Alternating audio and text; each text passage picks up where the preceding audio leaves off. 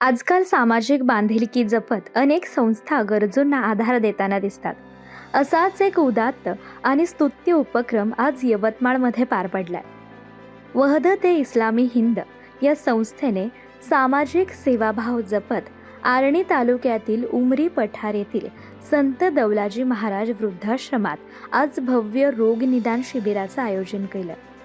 शिबिरात वृद्धाश्रमातील सुमारे 150 वृद्धांना संपूर्णपणे विनामूल्य आरोग्य तपासणी आणि आवश्यक औषध वितरण करण्यात आलं.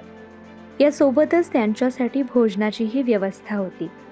डॉक्टर पाशू शेख, डॉक्टर जावेद सौदागर, डॉक्टर प्रफुल्ल गिरी यांच्यासह अनेक प्रसिद्ध डॉक्टरांच्या टीमने स्वतः उपस्थित राहून वृद्धांना वैद्यकीय सल्ला आणि आवश्यक उपचार दिले. वृद्धांना त्यांच्या आयुष्याच्या या टप्प्यावर सामाजिक आधार मिळावा आणि त्यांचं आरोग्य चांगलं राहावं या उदात्त हेतूने वहदत-ए-इस्लामी हिंदने हा सेवाभाव दाखवलाय.